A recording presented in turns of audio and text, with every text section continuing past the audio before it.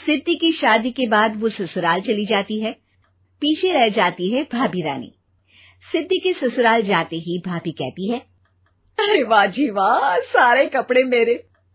हाय रे पैंट, अरे वाह वाह, मजा आ जाएगा।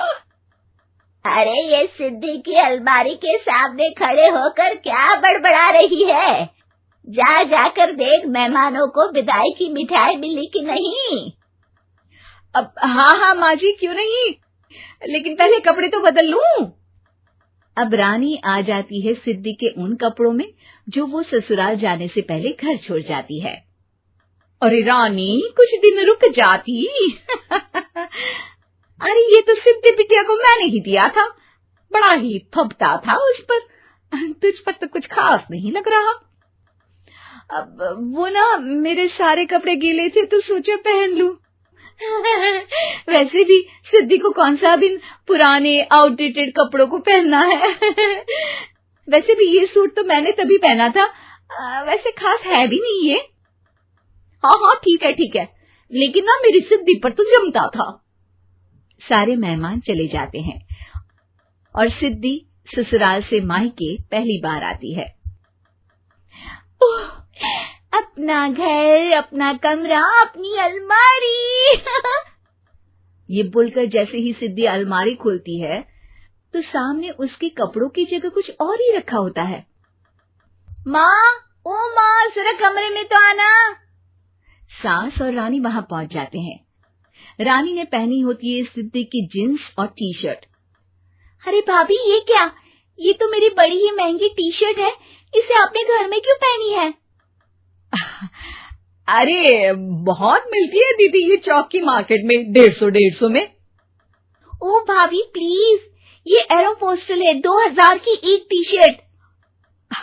ओहो, 2000 में तो दीदी 4 साड़ी आ जाए। अब क्या बोलूं? भाभी, ये मेरी अलमारी में छोटू के कपड़े, तो मेरे कपड़े कहाँ हैं? मेरी अलमारी में? अब दीदी आपको कौन से पुराने कपड़े पहनने थे? माना भाभी, लेकिन मैं जब घर आती तो यही सब पहनती ना। अरे तुम तो बड़ी कंजूस हो दीदी।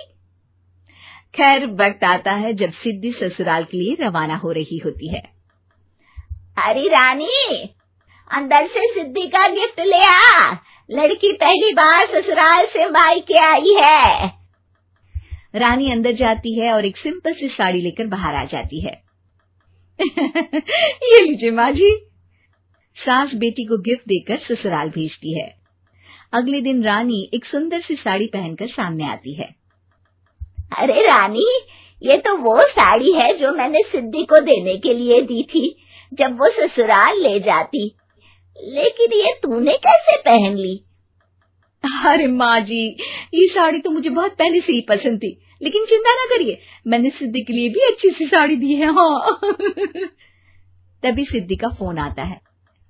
क्या माँ, कुछ अच्छा तो दिया होता ससुराल ले जाने के लिए। अरे पहले दिखा दिया होता। ये चमकते हुए पैकेट में नौकरानी वाली साड़ी मत दिया करो माँ। अरे बेटे, वो तेरी भाभी ने ना गलती से उससे पैकेट बदल गया। हाँ, मैं कल ही तेरे भाई के हाथ से तेरा वाला पैकेट भेज दूंगी। अरे रहने दो माँ, आई एम श्योर भाभी ने अभी वही साड़ी पहनी होगी जो तुमने मेरे लिए रखी थी। तुम तो समझ नहीं पाई उनको। खैर छोड़ो, मैं ज्यादा बोलती अच्छी नहीं लगती, रहने दो, आपको उन्हीं के साथ रहना है, फिर बात करेंगे। सास को रानी पर गुस्सा आ जाता है। वो उसके कमरे में जाती है जहाँ वो शादी का एल्बम देख रही होती है। रानी, मार्केट जाकर एक ऐसी ही साड़ी लेकर आ, कल प्रतीक जाकर सिद्धि के घर दे आएगा। अरे क्यों माँ जी, कितनी साड़ी देनी है दीदी को? यहाँ कोई सेल लगी है क्या? अरे चुप कर, मेरे बेटी के हिस्से की साड़ी खुद पहन ली, अब ज्यादा ज्ञान बांट रही है। एक दिन सिद्धि का फोन आता है। माँ, मेरी सास ने आप सबको खाने पर बुलाया है। सारे लोग सिद्धि के ससुराल पहुंचते हैं। खाना खाकर वो लोग निकल रहे होते हैं कि सिद्धि की सास सभी को गिफ्ट देती है। अरे बहन जी, बेटी के घर का खाना खा लिया, यही बहुत है जो आप ऊपर से गिफ्ट भी दे रही है। अरे बहन जी, आप भी कहाँ इन बातों पर विश्वास कर रही हैं। सास सभी को गिफ्ट देती है, लेकिन रानी को जो साड़ी देती है वो अजीब सी हरे रंग की लाल रंग के बड़ी छाप वाली होती है। अरे छी, ये कौन पहनेगा? सासू माँ को तो जरी वाली इतनी सुंदर, और मेरे लिए ये नौकरानी वाली। अरे भाभी, दरअसल मैं जब भी घर आती थी आप वापसी में ऐसी ही साड़ी देती थी ना, तो माँ ने सोचा कि आपको आपकी पसंद की ही साड़ी क्यों ना दी जाए। बेचारी रानी, बोलती भी तो क्या। सिद्धि और सास रानी का चेहरा देखकर हंसने लगती है, तो रानी समझ जाती है कि अपने ही बिछाए जाल में वो फंस चुकी है।